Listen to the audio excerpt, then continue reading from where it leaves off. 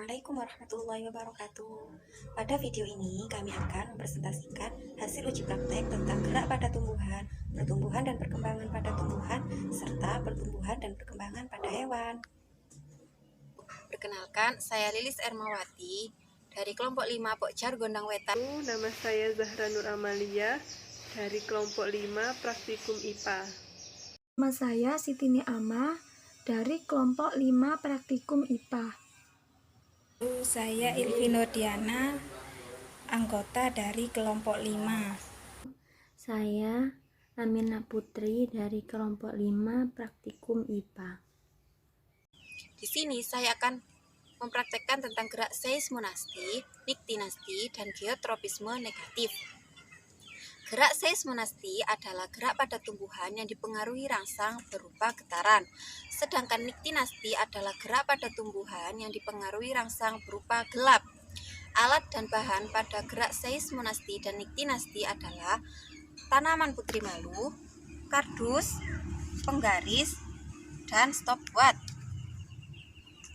Di sini saya akan mempraktekkan gerak seismonasti. Saya akan melakukan sentuhan tanaman putri malu dengan sentuhan lembut.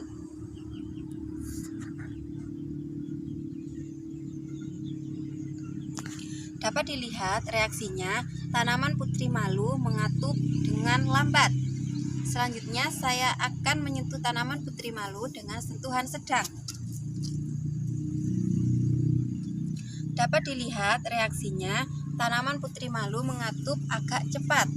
Selanjutnya saya akan melakukan sentuhan karas. Dapat dilihat reaksinya, tanaman putri malu mengatup dengan cepat. Selanjutnya saya akan melakukan gerak niktinasti. Di sini dapat dilihat ada tanaman putri malu, dapat dikatakan ini A dan yang ini B. Yang A saya tidak beri apa-apa, sedangkan yang B saya akan tutup dengan kardus. Setelah itu kita akan tunggu beberapa menit.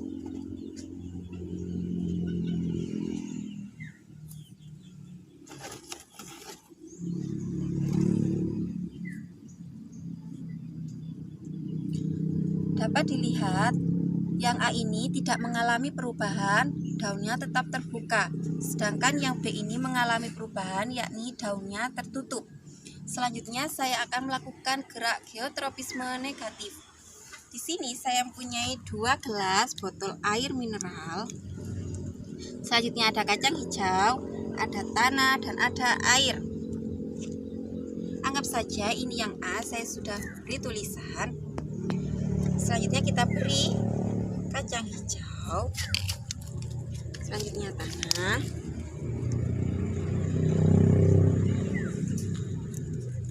Jangan lupa diberi air. Gambar kacang hijau yang dapat 1 hari. Ini yang secara vertikal dan yang ini secara horizontal. Kacang hijau pada hari kedua, yang ini secara vertikal, panjangnya seperti ini, dan ini secara horizontal.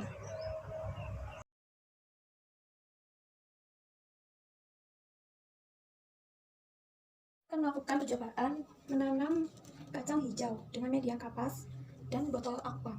Kita akan melakukan kapas yang sudah dibasahi dengan air, kemudian kita sisipkan ke dalam gelas aqua. Kira-kira kita beri 6 biji,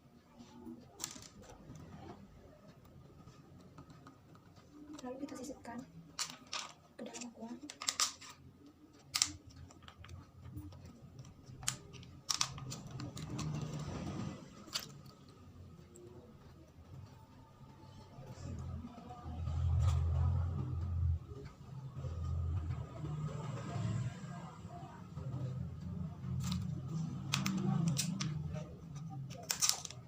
Pastikan kapas tetap dalam keadaan basah. Jadi seperti ini ya.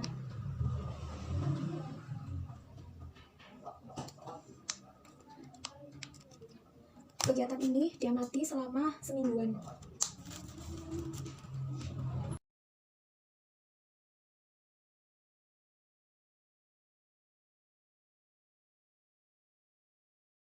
adalah hasil pertumbuhan kecambah selama 4 hari. Kita bisa melihat daunnya sudah mulai tumbuh dan akarnya ada di samping.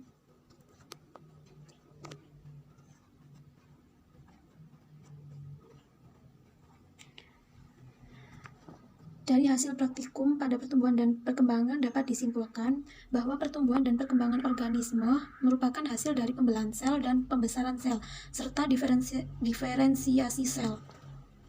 Proses pertumbuhan dan perkembangan kecambah, khususnya pada waktu ke waktu, mengalami perubahan tumbuh tanaman apabila dilihat dari bertambah tingginya, bertambah daun, dan ada akar di bawahnya.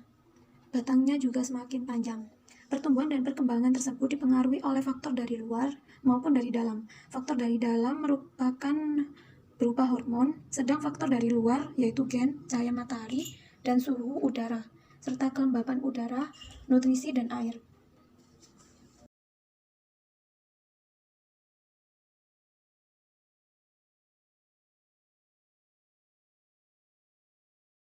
Selanjutnya yaitu saya akan membuat jebakan pada lalat buah dengan menggunakan umpan pisang yang sudah membusuk. Setelah beberapa menit kemudian, saya mendapatkan banyak lalat buah yang masuk ke perangkap saya. Nah teman-teman, inilah proses pembuatan. Siapkan 1 buah pisang sesuai buku petunjuk. 1 pisang dipotong menjadi 6 bagian seperti ini. Lalu kita campurkan tape secukupnya. Kemudian kita haluskan sampai benar-benar halus seperti ini.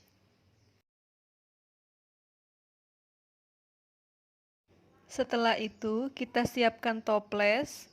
Kemudian kita masukkan 2 sendok. Kita ratakan seperti ini. Setelah kita ratakan, berikutnya kita masukkan kertas saring atau tisu untuk menutupi bagian seperti ini. Nah, selanjutnya saya memindahkan lalat buah ke dalam toples kultur yang sudah saya siapkan. Lakukan dengan sangat hati-hati.